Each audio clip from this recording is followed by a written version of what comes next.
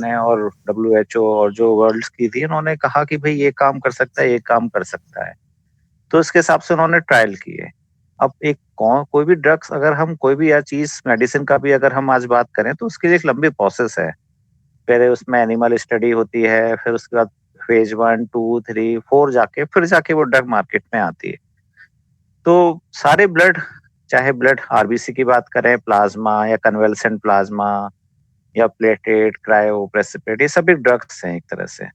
इसीलिए इनको एक ड्रग एंड कॉस्मेटिक एक्ट 1940 के अंदर उनको प्रॉपर उनका लाइसेंसिंग, डिस्ट्रीब्यूशन, कौन सेल कर सकता है, परचेज कर सकता है, मैन्युफैक्चर ये सब नॉर्म्स निर्धारित किए गए। तो प्लाज्मा थेरेपी एक ऑफ लेवल थेरेपी है। मतलब इन्होंने ये गारंटी से नहीं कह सकते हैं गवर्नमेंट ने और आईसीएमआर ने भी कहा है कि ये कितना लाइक रेमडेसिविर ये कितना यूजफुल है। पर हाँ, उनका ये है कि आप अपना एनालिसिस करके आप इसको दे सकते हो। पर ये कितनी असरदार है, कितनी इफेक्टिव होगी ये अभी कोई नहीं कह सकता है। तो ये एक बात है कि ऑफ लेवल ड्रग है। अब शुरुआत में क्या हुआ कि पिछले साल जब आईसीएमआर ने स्टार्ट किया तो एक प्लेसिड ट्रायल इंडिया का बहुत सारे ट्रायल्स हुए वर्ल्ड्स में बहुत सारी ड्रग्स के तो इंडिया में एक बहुत बड़ा ट्रायल हुआ प्लाज्मा का प्लेसिड ट्रायल। तो लास्ट ईयर उन्होंने क्या किया बहुत सारे सेंटर्स को इन्वॉल्व किया तो उन्होंने क्या किया पहले एंटीबॉडी टेस्टिंग के लिए कोई मैंडेटरी नहीं किया था जिसको भी प्लाज्मा सॉरी रिकवर्ड हुए ठीक हो गए हैं उनके प्लाज्मा को उन्होंने चढ़ाया पेशेंट्स में। और जो कोरोना के पेशेंट्स हैं उन्होंने कैटेगरी बना दी थी जिसके ऑक्सीजन की रिक्वायरमेंट है मॉडरेट कैटेगरी वालों को सीवियर कैटेगरी अलग अलग कोरोना की गंभीरता के हिसाब से उन्होंने चढ़ाने के लिए अनुमति दी इनको। और उन्होंने बाद में उन सब एंटीबॉडी टेस्ट की जब आईसीएमआर के पास फैसिलिटी हुई उन्होंने सब करीब 20 से 22 सेंटर इसमें इन्वॉल्व थे अच्छे अच्छे बड़े बड़े सेंटर्स थे। तो उसके बाद उन्होंने इसको एक पब्लिश किया एक स्टडी में तो उन्होंने बोला कि ये नहीं देखा गया है कि जिनको प्लाज्मा गया है उनमें मृत्यु दर कम हुई है। पर उन्होंने अपना एक एक हमारा कोई भी चीज हम प्रूव करते हैं मेडिकल साइंस में उसके लिए एविडेंस होना चाहिए। एक एलोपैथिक और खास तौर से मेडिकल साइंस आजकल एविडेंस बेस्ड मेडिसिन बताते हैं कि इसमें आप एविडेंस होना चाहिए आपके पास। ये अगर आप कोई दवाई दे रहे हैं तो या कोई इन्वेस्टिगेट कर रहे हैं तो उसका क्या एविडेंस है। तो डिफरेंट लेवल ऑफ एविडेंस होते हैं तो उसके हिसाब से उन्होंने बताया उसको हमें स्टैटिस्टिकल या गणित के रूप से हमें उसको प्रूफ भी करना होता है। तो उन्होंने बताया कि प्लाज्मा थेरेपी उतनी कारगर नहीं है मृत्यु दर कम करने में मोर्टेलिटी रेट कम करने में पर हाँ फायदा हुआ है पेशेंट्स को ये पर उन्होंने बहुत प्रूफ के साथ नहीं कहा। तो आईसीएमआर ने फिर नवंबर में गाइडलाइन निकाली उसके हिसाब से उन्होंने बोला कि अर्ली डेज में दीजिए 7 से 10 दिन मैक्सिमम 10 दिन पर 7 दिन के अंदर देंगे तो ज्यादा असरदार होती है। और उसमें क्या होगा कि अब होता क्या है कि थोड़ा सा मैं कोरोना के बारे में बताना चाहूंगा। आई थिंक जो कोरोना में जब एंटीबॉडीज बनती हैं तो जैसे फॉर एग्जांपल किसी को कोरोना हुआ है तो 3 से 4 दिन तो उसको लगता है कि वो उसको सिम्टम आने में। पर वायरस 2 से 3, 5 दिन 10 दिन करीब पहले मानते हैं कि बॉडी में आ चुका है। और वायरस 8 से 9 दिन जनरली बॉडी में रेप्लिकेट करता है उसके बाद वायरस जो है रेप्लिकेट करना बंद हो जाता है। तो 5 से 6 दिन अगर हम बोले तो मोस्टली जो फीवर आता है वो वायरस का फीवर आता है। फिर जो सेकेंड फेज ऑफ कोरोना हो रहा है उसमें क्या हो रहा है कि बॉडी इम्यून हमारा इम्यून सिस्टम एक तरह से अगर सामान्य भाषा में बोले फ्रस्ट्रेट हो जाता है। तो उस फ्रस्ट्रेशन की वजह से क्या करता है वो इतना ज्यादा हाइपर एक्टिव हो जाता है कि इम्यून सिस्टम ही हमारी बॉडी को डैमेज करने लगता है तो लंग्स को डैमेज करता है। लंग्स की वजह से हमारे ऑर्गन्स खराब होने लगते हैं ब्लड थिक होने लगता है फिर डिफरेंट कॉम्प्लिकेशंस आते हैं। तो ये कोरोना को समझने के लिए बहुत जरूरी होती है। तो जितने भी ड्रग्स हैं जो वायरस के अगेंस्ट देते हैं वो शुरुआती स्टेज में दें क्योंकि तब वायरस जो है हमारी बॉडी में एक्टिव है तब हमें वायरस को कमजोर करने लग चाहिए होता है। तो अब क्या है वैक्सीनेशन देते हैं या जल्दी ड्रग्स देते हैं तो वायरस जल्दी खत्म हो जाता है तो हमारा इम्यून सिस्टम फ्रस्ट्रेट नहीं होता है। फ्रस्ट्रेशन एक कोई साइंटिफिक वर्ड नहीं है पर एक बहुत कॉमन लैंग्वेज में बोलें कि हमारा इम्यून सिस्टम ही हमारी बॉडी को डिस्ट्रॉय करने लगता है। तो उसी के हाइपोथेसिस के हिसाब से जो एंटीबॉडीज होती है हमारे अंदर एंटीबॉडी बनती है किसी भी कोरोना का जो पेशेंट ठीक होता है वो क्या करता है एंटीबॉडी बना लेता है उसके आगे। तो इनिशियल एंटीबॉडी 8 से 10 दिन में उसके अंदर बनना शुरू हो जाती है 7-5 दिन अलग अलग लोगों में अलग अलग एंटीबॉडी जो बनती हैं एक आईजीजी टाइप की बनती है और एक आईजीएम टाइप की। ये उनकी डिटेल में ना जाते हुए एक बात बताऊं एक न्यूट्रलाइजेशन एंटीबॉडीज बोलते हैं। ये मींस अगर हमारे अंदर जो फिर से कभी कोरोना वायरस जाता है तो 2 से 3 महीने तो हमारे अंदर अच्छी प्रोटेक्शन रहती है कि वो न्यूट्रलाइजेशन एंटीबॉडीज द्वारा अगर वायरस जाता है तो उसको न्यूट्रलाइज कर देती है मतलब उसको खत्म कर देती है। पर अगर हम देखें 8 महीने 10 महीने बाद अगर हम देखें तो वो न्यूट्रलाइजेशन एंटीबॉडी का टाइटर कम होने लगता है। यहाँ ये समझने की बात ये है कि वो हर एक इंडिविजुअल की अपनी कैपेसिटी है। अब जैसे मैं बात करूँ कि मेरी बेटी अभी जैसे 2 साल की है, तो उसको डिप्थीरिया का इंजेक्शन लगा, वैक्सीनेशन हुआ डिप्थीरिया का, या कोई भी इन्फेक्शन होता है, तो एक इनिशियल फेज में ही बॉडी सोचती है कि हाँ, अब हमारे पास कोई वायरस या बैक्टीरिया आ जाता है, तो हमें लड़ने के लिए इससे क्षमता चाहिए। पर वो अपनी मेमोरी में बिठा लेते हैं उस बात को। तो फ्यूचर में कभी अगर जैसे उसको डिप्थीरिया का इंजेक्शन लगा हुआ है और उसको 4-5 साल बाद उसको कभी कोई डिप्थीरिया का बैक्टीरिया आता है, तो वो डिप्थीरिया का बैक्टीरिया के अगेंस्ट उसके अंदर मेमोरी होती है, तो वो जल्दी से एंटीबॉडी बना लेती है। मतलब अगर सामान्य में 8 दिन लगते हैं, तो उस पे 1 से 2 दिन लगेगा। और वो बॉडी में उसके अंदर प्रतिरोधक क्षमता उत्पन्न हो चुकी होती है। तो ये न्यूट्रलाइजेशन एंटीबॉडी जो बनती है, वो 2 से 3-4 महीने तक ही बोला गया है, वो इफेक्टिव रहती है। उसके बाद वो क्या होती है, धीरे-धीरे कम होने लगती है। आईजीजी तो केवल यही बताता है कि वो उसके अंदर एंटीबॉडी बन गई हैं। तो इसीलिए एक बोलते हैं कि जो हाई टाइटर के जो लोग होते हैं, ये देखा गया जिनके अंदर एंटीबॉडी का लेवल ज़्यादा होता है, तो उनके अंदर न्यूट्रलाइजेशन एंटीबॉडी ज़्यादा होती है। तो बहुत सारी स्टडीज़ प्लाज़्मा थेरेपी पे इसलिए आई हैं, तो उन्होंने बोला कि जिसके अंदर न्यूट्रलाइजेशन एंटीबॉडी ज़्यादा होंगी या इनडायरेक्टली हम न्यूट्रलाइजेशन एंटीबॉडी को आसानी से लैब में नहीं जाँच पा सकते हैं। उसके लिए प्रॉपर लैब होती है, उसके अंदर वायरस को कल्चर करते हैं, ग्रो करते हैं, फिर उसके अंदर एंटीबॉडी डाल के देखते हैं कि भाई कितना इन विट्रो मीन्स हमारे टेस्ट लैब में वो वायरस को न्यूट्रलाइज करते हैं। तो उसको इनडायरेक्टली हम आईजीजी लेवल जो एंटीबॉडी का लेवल होता है, जो डिफरेंट लैब्स कर रही हैं, उसमें देखते हैं कि जिसके अंदर हाई टाइटर होता है, उसके अंदर हम ये कहते हैं कि न्यूट्रलाइजेशन एंटीबॉडी ज़्यादा होती है। तो अब 2 बातें हो गई। एक तो हमें हाई टाइटर वाले डोनर चाहिए हैं। दूसरा क्या है कि हमें जल्दी देना है कि जब हमारे अंदर वायरस ग्रो कर रहा है। तो यही एक बात समझने की बात ये है कि जब हम बाद की स्थिति में देते हैं 10 से 12 और 14 दिन बाद, उस समय वायरस की वजह से तो हमारी बॉडी में इतनी प्रॉब्लम हो भी नहीं रही है। वो तो हमारा इम्यून सिस्टम ने लंग को डिस्ट्रॉय किया जा रहा है। Cytokine storm, cytokine release syndrome, ये सब वर्ड्स इतने आते नहीं है, पर ये कॉमनली ये वर्ड्स हम लोग यूज़ करते हैं। तो उस समय जो इम्यून सिस्टम जो लंग्स को डैमेज किया पड़ा है, किसी की स्कोर बढ़ गया है, 50% है, मॉडरेट कैटेगरी, सीवियर कैटेगरी है, उस समय ऑनगोइंग है कि इतना ज़्यादा इम्यून सिस्टम है कि स्टेरॉइड भी काम नहीं कर रहे हैं उसको। तो उस कंडीशन में हम ये कह सकते हैं कि हमारे पास कोई भी हम ड्रग्स दें, जो वायरस के अगेंस्ट होती है, इतनी काम नहीं कर रही, क्योंकि अल्टीमेटली प्रॉब्लम हमें दूसरी वजह से हो रही है। तो यहाँ एक ये मिसकंसेप्शन है कि प्लाज्मा थेरेपी हर एक समय कारगर होगी। प्लाज्मा थेरेपी एक अर्ली स्टेज ऑफ डिसीज में जब वायरस हमारे अंदर ग्रो करता है, तब कारगर होती है। तो अब यहाँ ये पता करना बहुत मुश्किल है कि कौन-सा इंडिविजुअल, जनरली जो कोरोना के पेशेंट्स होते हैं 8 से 10 दिन, 12 दिन बाद ही उनकी स्थिति खराब होती है। जल्दी हम किसमें दें, ये बहुत समझने की बात है कि कुछ जो पेशेंट्स हैं डायबिटीज़ या ऐसे पेशेंट्स हैं जिनको चांसेस लगते हैं कि उनमें प्लाज्मा थेरेपी, तो उनको हम जल्दी 7-8 दिन, मान लो कोई इंडिविजुअल को चौथे दिन ही जो है बोलते हैं कि उसके अंदर दिक्कत शुरू हो गई है, तो उसको हम प्लाज्मा थेरेपी दें। 7वें दिन दें तो भी दें, और उसके लिए डोनर चाहिए होगा जिसके अंदर एंटीबॉडी का लेवल काफ़ी अच्छा हो, या उसको रिसेंट में इन्फेक्शन हो। सबसे इम्पोर्टेंट बात है रिसेंट में इन्फेक्शन हुआ हो। तो लगभग 28 डेज़ अगर आप किसी से भी बात करें, कोरोना का पेशेंट है, उसके अंदर इतनी खुद पावर नहीं होती है, और उसके अंदर ये कह सकते हैं कि वायरस धीरे-धीरे करके खत्म होता है वायरस का लेवल। तो लगभग 28 डेज़ तक हम ये बोलते हैं कि वो फिट हो पाता है देने के लिए। उसके बाद अगले 3 महीने बहुत इम्पोर्टेंट है उसके लिए प्लाज़्मा डोनेशन के लिए। और ये प्लाज़्मा डोनेशन करेंगे, साथ में इनको वैक्सीन ले लिए होने चाहिए 14 दिन के अंतर में। 14 दिन के अंदर अगर वैक्सीन लिया है तो भी डोनेट नहीं कर पाएँगे। तो वैक्सीनेशन एक ऑप्शनल है। मतलब कोरोना का इन्फेक्शन सबसे इम्पोर्टेंट है, क्योंकि वैक्सीनेशन जो एंटीबॉडी बनती है वो न्यूट्रलाइजेशन एंटीबॉडी नहीं बनती है। क्योंकि एक्चुअल में कोई वायरस का इन्फेक्शन तो हुआ ही नहीं है। तो इस कंडीशन में बहुत इम्पोर्टेंट बात हमें ये जानने की बात होती है कि किसी को कोरोना का ठीक हुआ, जैसे अगर अप्रैल में अगर बहुत सारे लोग हुए हैं, तो जैसे 28 दिन हो जाते हैं पहला आरटी-पीसीआर या कभी भी उसके, तो वो डोनेट करने 3 महीने तक ये अच्छा एक हम रिजर्व बना सकते हैं। और इस प्लाज़्मा को जो जल्दी वाले बीमारी वाले हैं, उनको दे दें। अब मैं बात करूँ कि प्लाज़्मा थेरेपी अगर हमने बाद में दे दी तो उससे क्या नुकसान हो सकता है? तो नुकसान ऐसा तो कुछ नहीं होता है, पर ये बोलते हैं कि कोई भी चीज़ प्लाज़्मा, ब्लड ये होता है तो ऑलरेडी ऑर्गन्स हमारे कमज़ोर हो चुके होते हैं। अगर किसी को साइटोकाइन स्टॉर्म वाली स्टेज चल रही है, लंग डैमेज है, तो लंग में एडिमा वगैरह की कंडीशन बढ़ती है। तो अननेसेसरी ट्रांसफ्यूजन से रिस्क बढ़ते ही हैं, फीवर आ जा सकते हैं।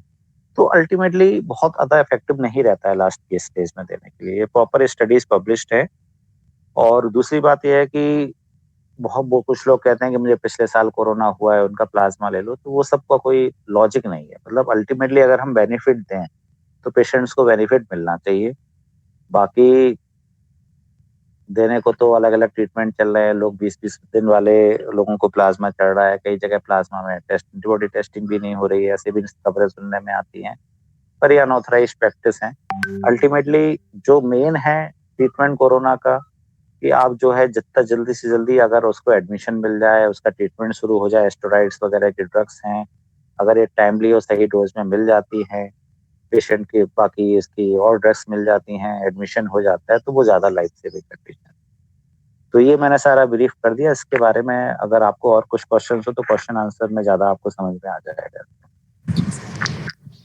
सर अभी जैसे गाइडलाइंस वगैरह आई हैं प्लाज्मा के रिलेटेड, जैसे हमारे पास सपोज कोई भी लीड आती है कि इस पर्टिकुलर पेशेंट को चाहिए प्लाज्मा, सो हम उनको कैसे गाइड कर सकते हैं कि वो, अब वी नेवर नो कि किस डॉक्टर ने उनको कितने टाइम के लिए एज अ पेशेंट रखा है, as what you said right, एक हफ्ते में सपोज हम प्लाज्मा दे देते हैं उस पर्टिकुलर पेशेंट को, तो उसके चांसेस रिकवरी के अच्छे हैं। It is not a solution for Covid, but at least recovery के लिए अच्छे हैं।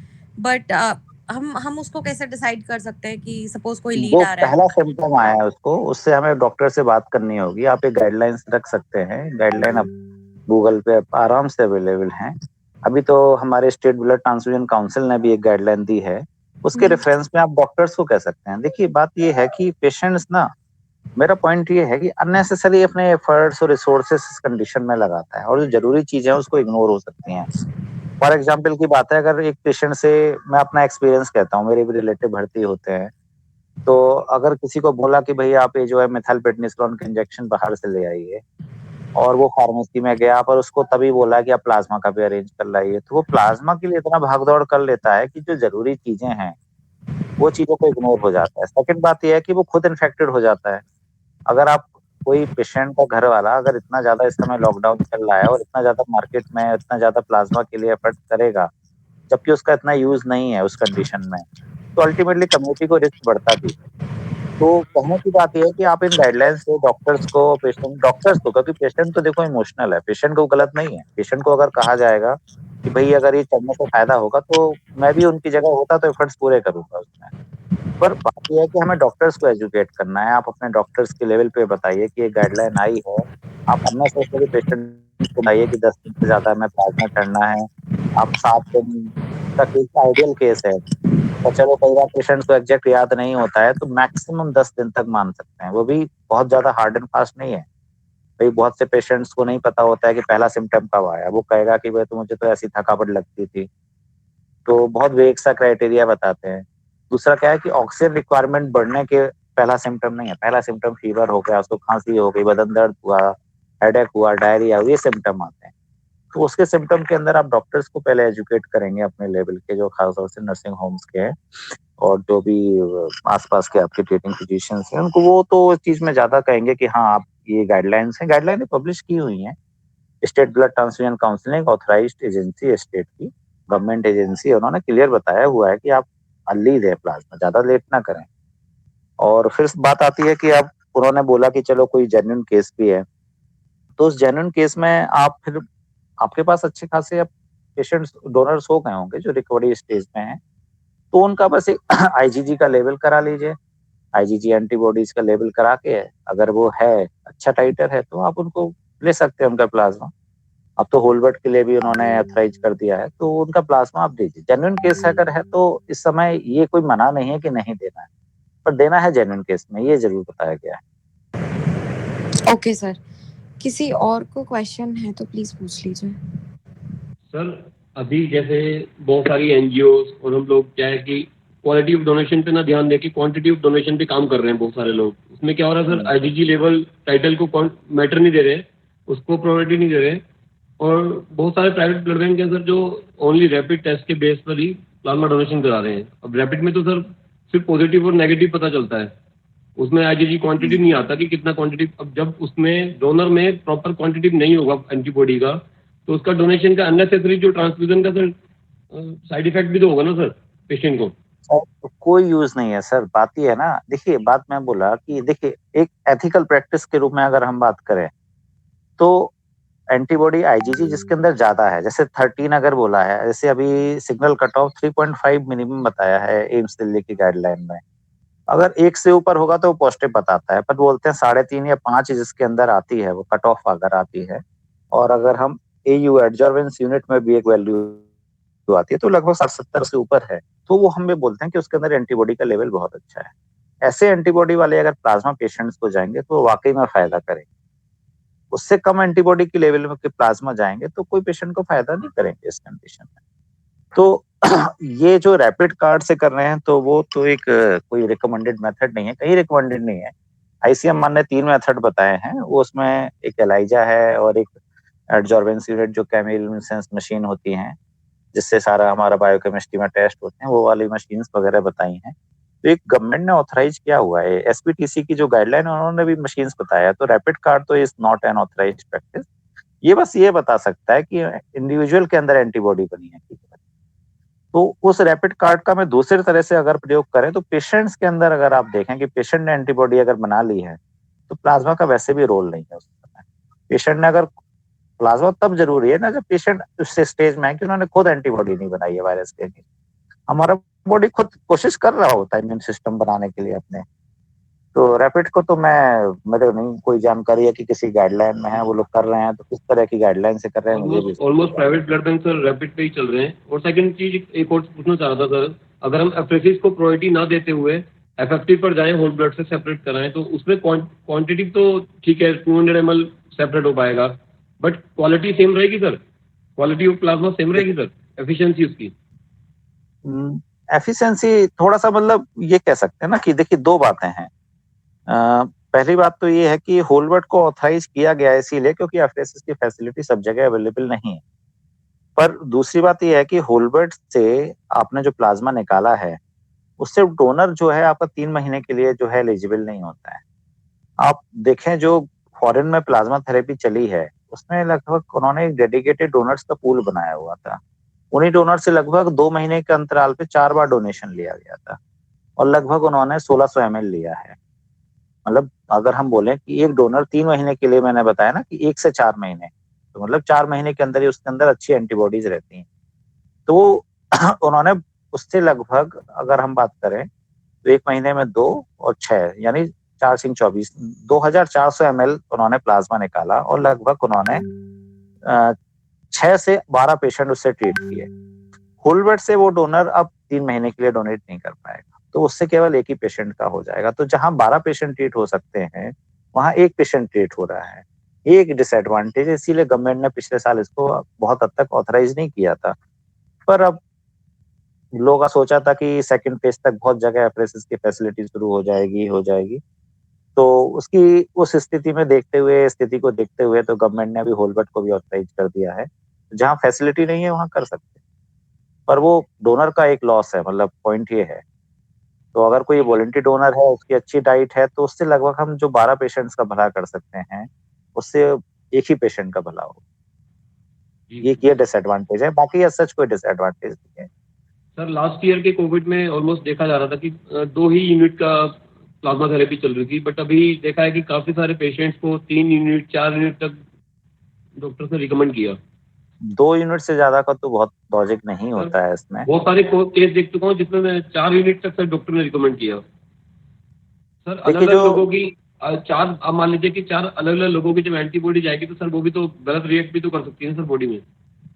वो आईसीएमआर ने जो बताया है उसमें 200 ml करके और अगले दिन 24 घंटे बाद 200 ml दूसरे का, वो भी उसमें दूसरे डोनर के लिए बताया गया है प्रेफरेबली। तो 400 ml एक रिकमेंडेड है, उससे ज्यादा का तो गाइडलाइन कहीं नहीं है। देखिए अब बात यह है कि ऑफ लेवल थेरेपी है और बहुत हद तक लोगों को इस समय ये नहीं पता है कि करना क्या है। तो और कोई ऐसा रेगुलेटरी भी नहीं है कि कोई इसमें किसी ने अगर कुछ कह दिया कौन इस पे एक्शन लेगा, बहुत हद तक कुछ नहीं कह सकते हैं इस कंडीशन। तो जैसा कर रहे हैं तो वो पता नहीं कैसे कर रहे हैं, कौन सी गाइडलाइन से कर रहे हैं। जहां तक है हम लोगों को नॉलेज है, हमारा एक टीचिंग इंस्टीट्यूशन है, तो हम लोगों को जितनी नॉलेज है उसके हिसाब से हम लोगों ने तो 200 ml करके ही नेक्स्ट डे 200 ml से ज्यादा नहीं दिया है। और जी रिजल्ट्स और चीजों पे एफर्ट्स डायरेक्ट करना चाहिए। मतलब एक मेरा पॉइंट ये है कि प्लाज्मा, रेमडेसिविर, इन सब चीजों में जितने एफर्ट्स लोगों ने लगाए हैं, उससे ज्यादा एफर्ट्स और जगहों में लगाना चाहिए, क्योंकि अगर जरूरत है तो इनमें भी लगाना चाहिए। और अगर अननेसेसरी चीजों में एफर्ट्स लगा के फिर अपने रिसोर्सेज वेस्ट करके और इन्फेक्ट होने से, कम्युनिटी में स्प्रेड करने से कोई बहुत फायदा नहीं समझ में आता। सर, यहाँ पर कुछ हॉस्पिटल्स ऐसे भी हैं जिनमें 23 पेशेंट्स एक हॉस्पिटल में हैं और सबको उसने प्लाज्मा थेरेपी रिकमेंड किया हुआ है, सब पेशेंट्स को। तो सर अननेसेसरी यूज तो हो रहा है प्लाज्मा थेरेपी का। परसों एक मीटिंग भी थी टास्क फोर्स की, आईसीएमआर की टास्क फोर्स की मीटिंग भी थी सर, एक इसी के रिगार्डिंग कि जो अननेसेसरी यूज हो रहा है, इसका इलीगल यूज हो रहा है, उसको रोकने के लिए। आप एक काम कर सकते हैं, मैं वैसे तो क्योंकि एम्स एक हमारा सेपरेट इंस्टीट्यूशन है, हम लोगों को गवर्नमेंट ने हमसे एडवाइस ले सकते हैं गवर्नमेंट, पर हम लोग कोई ऐसे रेगुलेटरी बॉडीज नहीं है कि हम किसी पे एक्शन ले, हम कुछ कर सकते हैं। जो स्टेट ब्लड ट्रांसफ्यूजन काउंसिल है, एसपीटीसी, वो एक स्टेट की ऑथराइज्ड एजेंसी है कि ये बेसिकली सारा लाइसेंस वगैरह को, तो हालांकि लाइसेंस तो नहीं देती है, पर सारे नॉर्म्स हैं, यूज मिस यूज, इन सबको रेगुलेट कर सकती है। तो आई थिंक एसबीटीसी, जो आप लोग तो जानते ही होंगे, मैडम भी शायद हरिद्वार से ही गई हैं, तो जो एड्स कंट्रोल सोसाइटी है, उसी में आप बेसिकली अपना ये बात कहें तो ज्यादा बेसिकली रहेगा। हम लोग बेसिकली एक नॉलेज करने वाले एजुकेशनल होते हैं, हम लोग पढ़ते हैं, रिसर्च करते हैं और उसके हिसाब से पेशेंट को ट्रीट करते हैं, अपनी फाइंडिंग्स बताते हैं गवर्नमेंट को कि भाई इससे फायदा हो सकता है, इससे नुकसान हो सकता है। हमारा रोल मोस्टली वो ही रहता है। किसी और की कोई क्वेरी हो तो पूछ सकते हैं। सर जैसे कि वैक्सीन लगवा रहे हैं हम लोग सब, अब उस वैक्सीन में वैक्सीन के बाद ऐसा है कि प्लाज्मा नहीं दे सकते हैं, तो आप उस पर थोड़ा सा ब्रीफ कर 14 दिन सकते तक नहीं हैं? दे सकते हैं, केवल 14 डेज है, कोई भी डोनेशन आप नहीं कर सकते हैं 14 दिन तक, 14 डेज तक, उसके बाद आप कर सकते हैं। मतलब कोई भी वैक्सीन लगे, चाहे फर्स्ट डोज लगे या सेकंड डोज लगे, उसके 14 डेज बाद दे किसी भी सकते डोज के आप 14 डेज तक है। बाकी आपका मेन है, मैंने ये बताया कि कोरोना से ठीक हुए 1 महीने से मैक्सिमम 4 महीने या 5 महीने, बस इससे ऊपर का एक जो पीरियड है, हैं। इस पीरियड में अगर वैक्सीन ले रहा है कोई तो 14 दिन बाद डोनेट कर सकता है। तो अब जैसे प्लाज्मा की बात करें, तो प्लाज्मा जैसे कोई आज डोनेट करके चला गया, उसको कोरोना हुआ है, उसने कहा कि डोनेट कर जाते हैं, फिर वैक्सीन ले लेते हैं, 14 दिन बाद फिर प्लाज्मा डोनेट कर सकते हैं। महीने में ऐसा 2 बार प्लाज्मा डोनेट कर सकता है पर व्यक्ति। तो वो एक कोई बहुत बड़ा 14 दिन का पीरियड नहीं है, नॉर्मल पीरियड है। फ्रेसिस भी अगर किसी को करना है तो 14 दिन बाद दोबारा कर सकता है। ओके, तो एक 14 दिन का पीरियड एक है बस। ठीक है सर, उसमें थैंक भी यू। उसका भी ये कुछ ऐसा कोई बहुत नहीं है कि वायरस का है, पर ये है कि सिम्टम 7-8 दिन आपने भी देखा होगा, बहुत लोगों को वैक्सीन के बाद आ जाते हैं सिम्टम। हाँ जी। तो तो ये चीजों का पीरियड है, पर ऐसा कोई कि वैक्सीन लिया है और उससे वायरस ट्रांसमिट हो रहा है, इसका कोई रेशनल नहीं है, कोई ऐसा लॉजिक। ओके। तो बेसिकली नटसेल ये कि आप एसबीटीसी वगैरह से बात कर सकते हैं, गाइडलाइन देख सकते हैं, गाइडलाइन आपके पास आ गई है, बड़ी मेहनत से गाइडलाइंस बनाई गई हैं। ये इसके बेसिस पे आप डॉक्टर्स को बता सकते हैं और कि और नॉट हॉस्पिटल्स को कि आपको इस तरह की प्रैक्टिसेस करनी है। तो बेसिकली मैंने भेजा है, एजुकेशन ही मैंने एक इम्पोर्टेंट। एसबीटीसी की जो हेड है सरोज नेथानी मैम, हमारी पहले सीएमओ हुआ करती थी, उनको एक लेटर मैंने एक हाँ हाँ, मैं बना के जानता भेजा है। जी, बहुत अच्छी हैं, उनसे कनेक्शन में तो उनको मैंने सब बताया कि ऐसे ऐसे यूज हो रहा है, उसका अननेसेसरी यूज हो रहा है। मैम का भी रिप्लाई हूँ। आएगा और देखते हैं, शायद आई 2 दिन में नई गाइडलाइन आने की भी उम्मीद है। हाँ, मतलब इस पे बेसिकली आप तो देखिए, एडवाइस तो हमने कर दिया था भाई, साइंटिफिकली हम लोग सारा जो एडवाइस कर सकते थे कर दिया। पर अब जो रेगुलेटरी है कि जो लीगल एक्शंस हैं, वो सब चीजों का वही लोग ज्यादा मतलब कर पाएंगे। हम लोगों को तो एक मतलब गवर्नमेंट हमसे एक ज्यादा से ज्यादा बस एडवाइस ले सकती है कि आपको किस कंडीशन में देना चाहिए, कोई थेरेपी किसमें नहीं देना चाहिए, क्या रोल है। तो वो चीज हम लोगों का एक मेन रोल होता है। सर और हमारे यहाँ तो जिस तरह से प्लाज्मा थेरेपी इस बार काफी कम की गई है, जो केसेस में की है हम लोगों ने, और रिजल्ट ठीक आए हैं, जिस भी केस में किया है उसके रिजल्ट ठीक हैं कंपेरेटिवली, जो और सेंटर्स पे किसी को भी दिए जा रहे हैं, वो ठीक है। ओके सर, कोई लिंक या वेबसाइट है जहाँ पे हम ये गाइडलाइंस देख सकते हैं जो आप बता रहे हैं? देखिए, एसबीटीसी का तो शायद वो लेटर है, वो व्हाट्सएप पे आया आया होगा आपके, शायद सतीजा जी के पास होगा। हाँ और जी। आईसीएमआर की गाइडलाइन आप देखेंगे तो आईसीएमआर की वेबसाइट पे है, आईसीएमआर की ठीक वेबसाइट पे आपको सारे मिल जाएंगे। ठीक है और सर। बाकी आप गूगल पे कन्वेलसेंट प्लाज्मा थेरेपी करके रिसर्च आर्टिकल डालेंगे तो बहुत मिल जाएंगे। ओके। मतलब एक बेसिकली आपको प्लाज्मा थेरेपी की जगह कन्वेलसेंट प्लाज्मा थेरेपी करके सर्च करेंगे। कन्वेलसेंट मीन्स अगर किसी इन्फेक्शन संक्रमण के बाद जो प्रतिरोधक क्षमता होती है उसको कन्वेलसेंट वर्ड यूज करते हैं। ओके। तो है, और रिसेंट में अभी हमारा एक काफी न्यूज़पेपर में भी आया है एम्स ऋषिकेश का। तो उसमें सारा ये प्रॉपर हम लोगों ने ब्रीफ में हिंदी इंग्लिश वाले में सर्कुलेट भी किया हुआ है। तो ये है, हम लोग बेसिकली बस एक हमारा रोल बस ये है कि आप हमसे एडवाइस ले सकते हैं हाँ जी, और बिल्कुल वो सर। हम लोग देने के लिए हमेशा रेडी रहते हैं, चाहे मीडिया हो चाहे कैसे भी हो। पर किसी चीज के लिए कोई क्या कर रहा है, कोई कैसे कर रहा है, उसके बारे में हम कोई टिप्पणी करने के लिए योग नहीं। नहीं, नहीं, बिल्कुल सही बात है। ठीक है सर। किसी और को क्वेश्चन सर? सर जैसे थर्ड वेव अब स्टार्ट होने वाली है, बच्चों में भी काफी सारे केसेस देखे गए हैं, तो how far the plasma therapy is good for the children?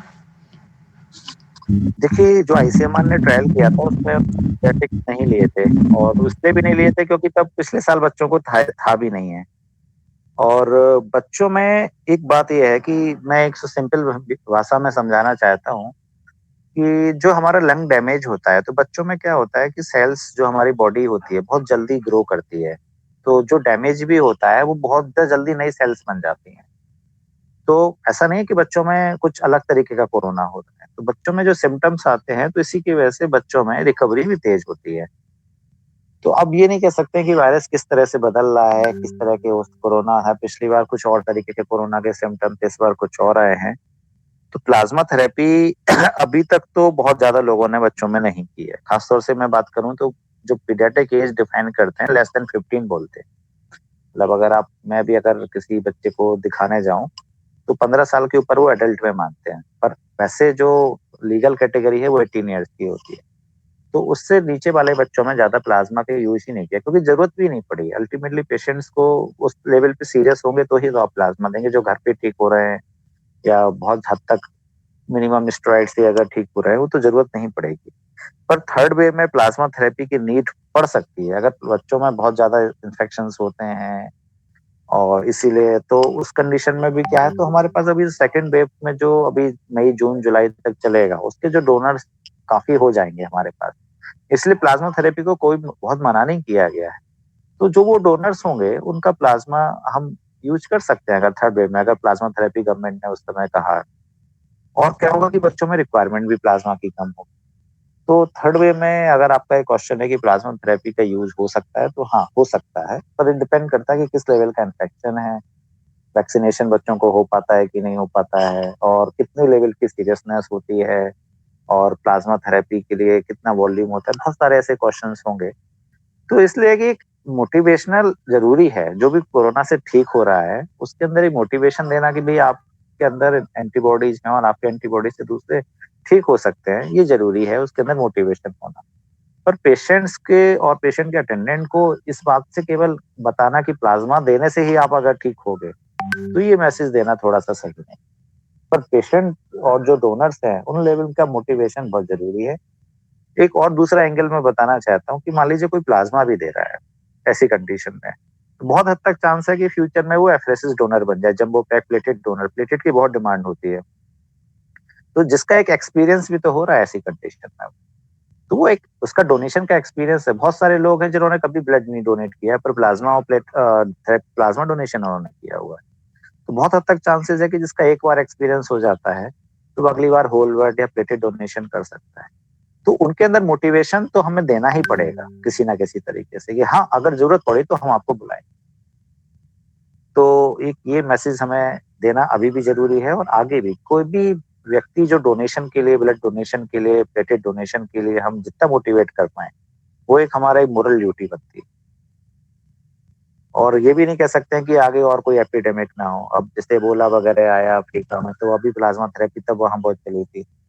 तो एक माइंडसेट आ जाना चाहिए लोगों में कि हाँ मेरे अगर ब्लड डोनेशन से या किसी का बेनिफिट हो रहा है, या प्लेटेड डोनेशन से या प्लाज्मा डोनेशन से, तो हाँ मैं करूँगा। और हमारा आप हम लोग जैसे ब्लड डोनेशन के फील्ड से हैं, आप लोग भी इतना काम करते हैं, तो आप लोग एक कम्युनिटी में एक तरह से एक मैसेज अगर देने का है, गुड मैसेज, ये बहुत अच्छी बात है कि लोगों के अंदर एक मैसेज मिलना चाहिए इसका। सर प्लाज्मा थेरेपी का कोई साइड इफेक्ट भी है? साइड इफेक्ट देखिए मैडम, सारा जैसे आपने देखा होगा ना कि ब्लड चढ़ता है किसी को, तो आज भी जैसे बहुत हद तक अगर आप बात करें, इस प्लाज्मा की भी बात ना करें, नॉर्मली प्लाज्मा प्लेटेड करते हैं, तो फीवर, एलर्जिक रिएक्शन, चिल्स, या बोल सकते हैं कि एनाफाइलैक्सिस भी कभी-कभी, जैसे प्रोटीन होती है प्लाज्मा में, तो प्रोटीन के अलग-अलग एलर्जी होती है। हम जैसे कई लोग होते हैं, किसी को एक्स एलर्जी हो जाती है, डिफरेंट करे ग्रेन से हो जाती है, तो प्लाज्मा एक प्रोटीन्स होने की वजह से एलर्जी कर सकता है। तो ऑलरेडी एक पेशेंट्स के अंदर एक जो कह सकते हैं कि साइटोकाइन्स वगैरह की वजह से जो इन्फ्लेमेशन टाइप का वर्ड्स यूज होते हैं, चल रहे होते हैं, तो ये एलर्जिक वगैरह कंडीशन, उसकी कंडीशन थोड़ी सी खराब कर सकते हैं, पर वो प्रिवेंटेबल है। तो ऐसा अगर रिसर्च में बताया जाए तो प्लाज्मा थेरेपी सेफ है, कोई पेशेंट को साइड इफेक्ट नहीं हुआ। पर ये देखा गया है कि जिनको बाद की स्टेज में चढ़ता है, तो ये जो प्लाज्मा जाता है, ये लंग की लेवल पे थोड़ा सा और ज्यादा डैमेज कर सकता है, पर ये कोई बहुत श्योरिटी से नहीं कहा है कि कितना डैमेज करता है, इसके लिए भी बहुत हद तक डीप लेवल की रिसर्च चाहिए। तो इन जनरल अगर वन वर्ड बोले तो प्लाज्मा थेरेपी सेफ है, पर ये नहीं कह सकते कि सारे पेशेंट्स को अगर आप दे दें और सारे पेशेंट को किसी भी स्टेज की डिसीज में दे दें तो कोई साइड इफेक्ट नहीं करेगा, ये भी नहीं कह सकते हैं। इसलिए बताया गया कि अर्ली स्टेज ऑफ डिसीज में जब लंग की लेवल पे इतना डैमेज नहीं हुआ है, तो प्लाज्मा थेरेपी बहुत ठीक कारगर है, बहुत तो नहीं बट ठीक कारगर है, पर बाद की स्टेज में अवॉइड करना चाहिए क्योंकि ये हार्म भी कर सकती है।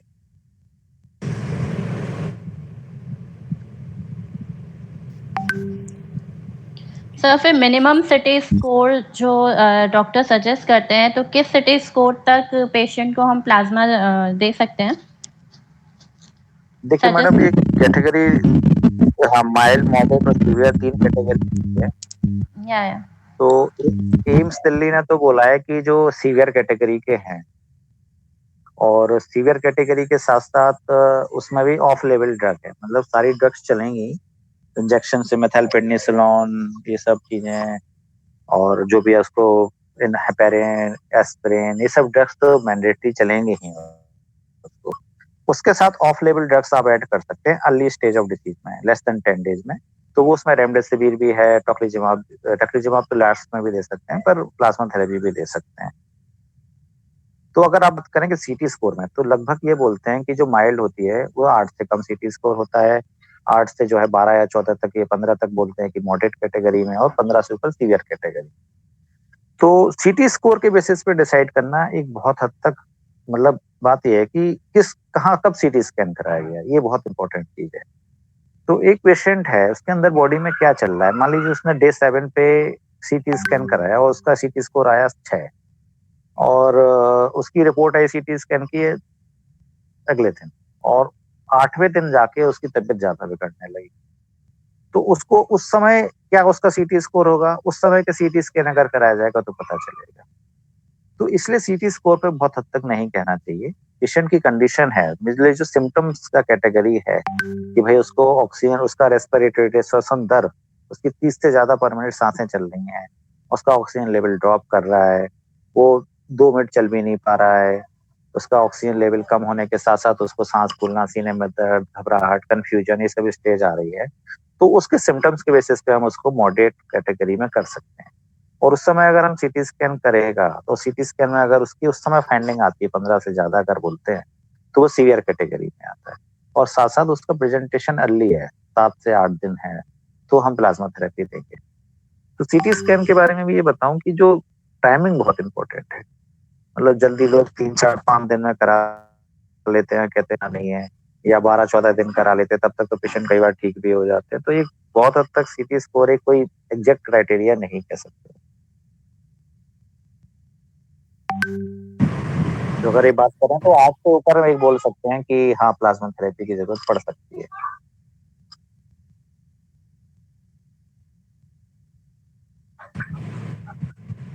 Thank you so much sir. किसी और को कोई क्वेश्चंस है? अदरवाइज विल वाइंड इट एक अप। क्वेश्चन पूछना है मैंने सर आपसे। सर जैसे कोई अभी रिकवर हुआ है कोविड से, उनकी नेगेटिव आ चुकी है रिपोर्ट, बट उनको जो पोस्ट कोविड इफेक्ट्स हैं वो हो रहे हैं, जैसे आईज में पेन हो रहा है और रैशेज हो रहे हैं, स्किन रैशेज हो रहे हैं, तो वो प्लाज्मा डोनेट कर सकते हैं? मोस्टली मैडम ये सारे सिम्टम 28 दिन तक रिकवर कर जाते हैं। मतलब 28 दिन के बाद अगर वैसे कोई उस समय कंडीशन है, ये देखा गया कि कोविड और पोस्ट कोविड जो कॉम्प्लिकेशन मोस्टली मेजॉरिटी जो है वो 28 दिन तक रिकवर कर जाते हैं। पर होता क्या है कि कोरोना के बाद सारे ब्लेम कोरोना को ही दिए जाते हैं। ये भी एक बात है। मान लीजिए कंजक्टिवाइटिस हो गया तो सीजन बदल गया, वायरल कंजक्टिवाइटिस हो सकता है, या किसी को इन्फेक्शन यूटीआई हो गया, यूरिन इन्फेक्शन है, उसके से फीवर आ रहा है, या किसी चीज से एलर्जी हो गई है। तो उस समय डिपेंड करता है कि क्या कंडीशन है। तो उस समय जो डोनेशन के क्राइटेरिया हैं, जैसे अगर किसी को एलर्जी है तो 3 दिन तक हम नहीं लेंगे उस कंडीशन में। तो उसका टेम्परेरी डिफरल बोल सकते हैं कि उसका 3 से 5 दिन कोई ड्रग्स ले लिया, या किसी को कह सकते हैं कि फ्लू हो गया, बहुत सारी चीजें हैं। वो एक नॉर्मल जो ब्लड डोनेशन के कैटेगरी वाले जो क्वेश्चंस होते हैं उसके हिसाब से मना कर सकते हैं और ले भी सकते हैं।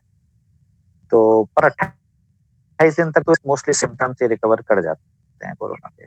जो फटीगनेस, लेग्स पेन्स हैं, ये सब चीजें सारी मोस्टली 28 दिन तक ठीक हो जाता है। Okay sir, thank you. Thank you so much sir, आपने इतना गाइड किया हम सबको, बहुत सारी नॉलेज आपने शेयर किया हमारे साथ। Thank you so much sir. किसी और की क्वेरी है ओके, कुछ? Thank you, thank you. I want to ask one more question, sir. कि अगर हमारे पेशेंट के पास मतलब हमारे डोनर के पास अगर एफरेसिस की फैसिलिटी है तो हमें उसको प्रमोट करना चाहिए या नॉर्मल ब्लड डोनेशन को प्रमोट करना चाहिए? मैडम नॉर्मल एफरेसिस को ही करना चाहिए।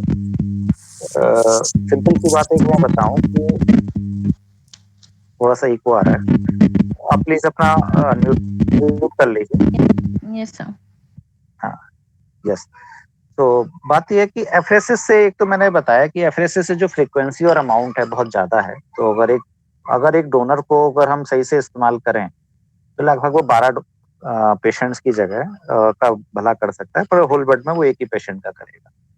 दूसरा एक एडवांटेज ये है कि वो डोनर्स 3-4 दिन बाद, 5 दिन बाद जब एफरेसिस के लिए भी एलिजिबल है, होल ब्लड डोनेशन के लिए भी एलिजिबल है, और उसका आयरन लॉस नहीं हो रहा है, हीमोग्लोबिन लॉस नहीं हो रहा है उसमें।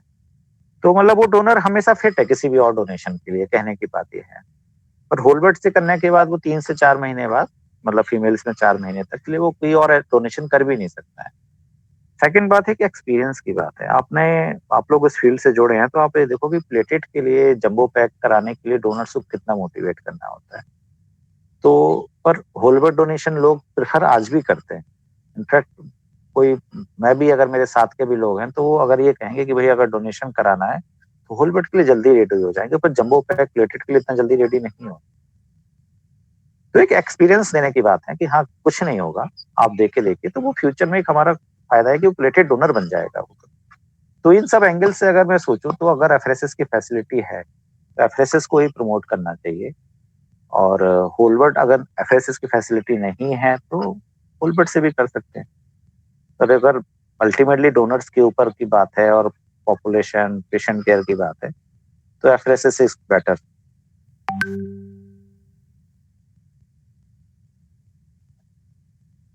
Thank you sir, that's all. Okay, फिर शेखर जी वाइंड अप करें।